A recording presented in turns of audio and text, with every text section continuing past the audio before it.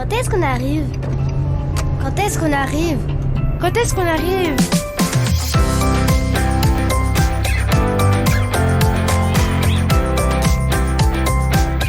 Hé, quand est-ce qu'on arrive? Quand est-ce qu'on arrive? En écoutant la radio. Vamos a la playa, a mí me gusta bailar. El ritmo de la noche, son de fiesta. Ah ouais, ça te fait un gros effet les vacances, toi, hein. Tu veux bien allumer la radio 2 secondes? Je préfère pas que je chante. Vamos a la playa, a mí me... Joker! Non, c'est juste que je voudrais savoir comment ça roule sur l'autoroute.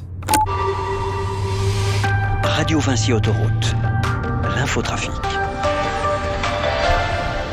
Bienvenue à vous si vous nous rejoignez et tout se passe bien en ce moment sur la route des vacances. C'était vraiment le moment idéal pour partir puisque le trafic est fluide et vos conditions de circulation sont très très bonnes où que vous soyez actuellement. Ça va sans doute se charger dans le courant de la journée, mais pour l'instant, je n'ai aucune difficulté à vous signaler. Ce dernier point trafic... Merci mon chou, tu peux éteindre. C'est quand même vachement pratique ce truc. D'ailleurs, qui a inventé la radio? Aucune idée. Bah si tu veux, on cherchera quand on s'arrêtera à faire la pause. Non, t'inquiète. J'encyclopédie. Pas bête. Bonjour, vous êtes bien sur le répondeur de J'encyclopédie. Je suis absent pour le moment, en train de bronzer sur une plage hawaïenne. Non, je rigole. Je prends jamais de vacances. Bah ça lui ferait pourtant pas de mal, hein. Aloha! Ça veut dire... Oui, je sais. Dis, je me demandais qui a inventé la radio. Eh bien, on ne peut pas dire qu'une seule personne soit à l'origine de l'invention. Ce sont plusieurs inventeurs et ingénieurs qui ont fait une série de découvertes qui ont petit à petit mené à l'invention de la radio. Ah ouais, je vois. Bah en fait, comme pour Marie Curie ou les frères Lumière. Typiquement, oui. Est-ce que tu sais comment fonctionne la radio? Pas vraiment, non. Mais je crois qu'il faut une antenne pour la capter, mais sinon je sais pas. Je t'explique. La station de radio transforme un son en signal électrique et l'envoie dans les airs grâce effectivement à une antenne. Ensuite, le poste de radio capte le signal et le retransforme en son. En gros, imagine que moi je suis la station, je suis l'émetteur. Bip, bip, bip, bip, bip, bip, bip. Et toi, tu écoutes la radio dans la voiture, tu es le récepteur. Malin, sur la route aujourd'hui. C'est comme si je t'écrivais un message sur un avion en papier, invisible à l'œil nu et hyper rapide. Je t'envoie dans les airs, ta radio l'attrape, le déplie et te lit le message à haute voix. Tu captes? T'as capté? Ta blague est pourrie, mais ton explication est hyper claire. Oh bah si Nina, tu captes quoi. Capter, c'est excellent. Lâche l'affaire, vraiment. Bon, t'es dur, moi j'ai trouvé ça pas mal. Blague de vieux, c'est pour ça. Charmant.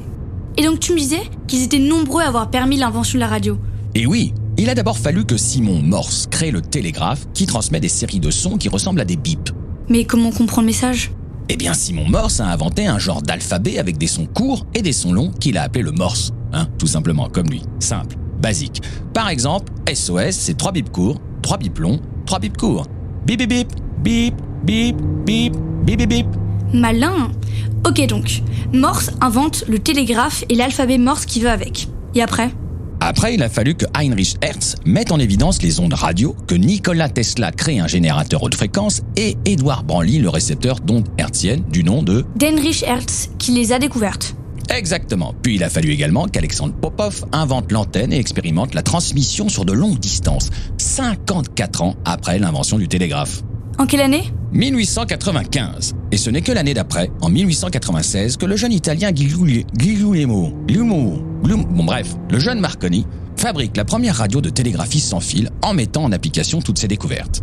Guglielmo Marconi. Vous êtes pas hyper doué en langue, hein? Bah, je sais des choses, plein de choses, même presque tout, alors un pauvre accent italien, c'est pas comme si... Enfin, on s'en fiche, quoi. Si vous le dites. Bon, bah ça, il faut que j'apprenne l'italien avec l'accent, mais moi, en fait, je veux dire pizza, pasta. À la limite, je peux dire arrivederci.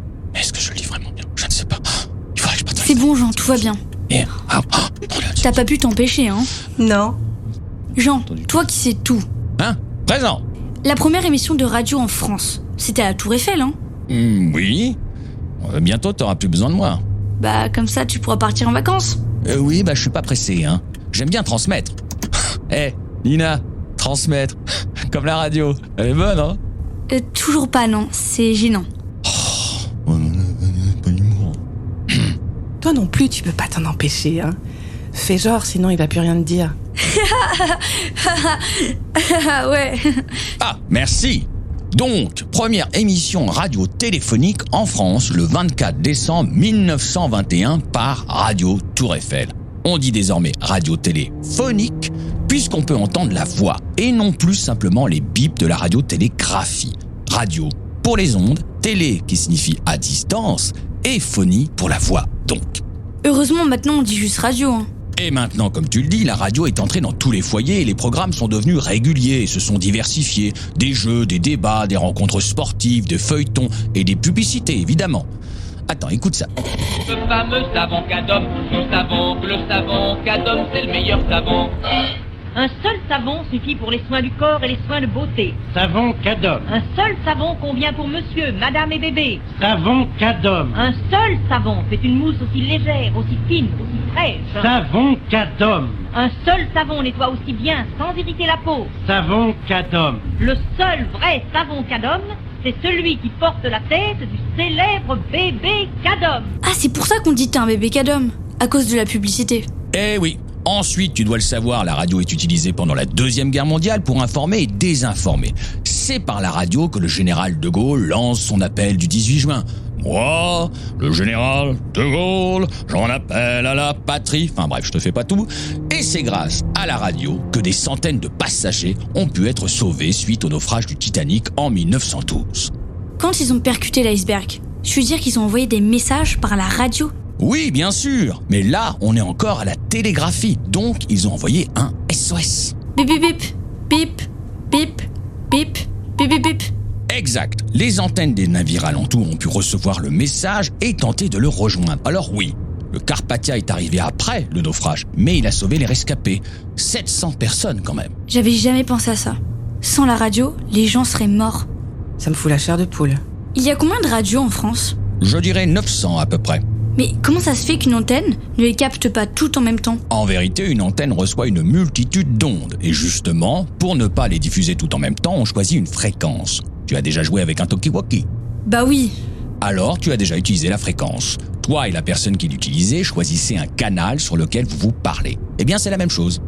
Renard déplumé pour Dragon Peter. Dragon Peter pour renard déplumé, reçu 5 sur 5. Bon, je peux continuer ? Le ragondin fébrile est entré dans la cave. Je répète, le ragondin fébrile... Oh, j'arrête, hein.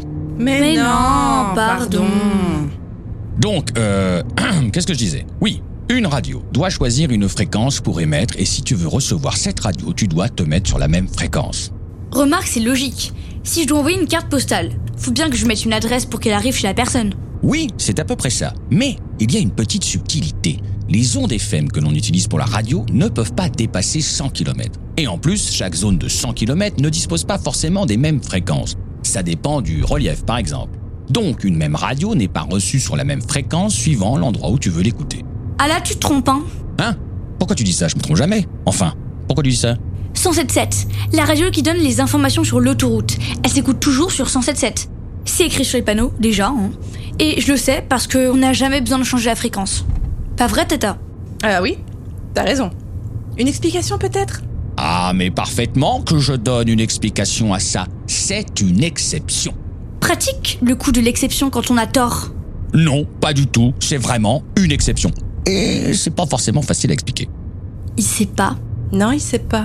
Ah ouais ? Eh ben vous allez voir. Donc, bon, bref, alors, Admettons que je vais garder la même fréquence sur toute la France. Avec la technologie qu'on utilise, ça rendrait les choses compliquées.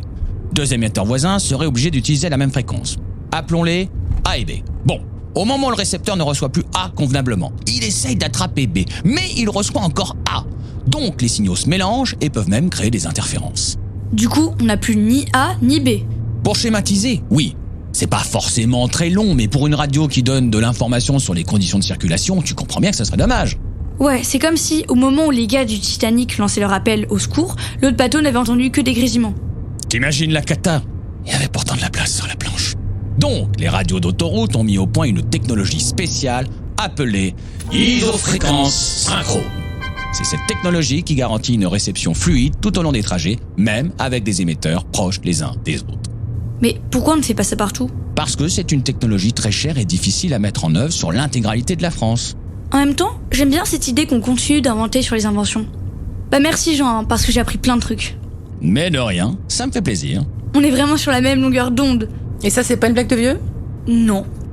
La même longueur d'onde. Excellent ! y a une aire de repos dans 10 km, on va s'arrêter faire une pause. Génial. C'est pas tellement à vous que je parlais, hein. Ah, ok. Allez, tu peux y aller, Jean. T'as été super, hein. Je peux te rappeler si j'ai besoin ?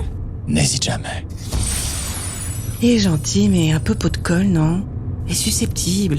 En fait, le podcast, c'est une radio sans fréquence. Bah non, pas que. Bah vu que c'est pas en direct. Mais est-ce que tu dirais que le podcast, c'est le fils de la radio ? Ouais, ok, là ça me va. On en écoutera un après la pause. Si tu veux, oui. Tu veux écouter quoi ? Tu verras.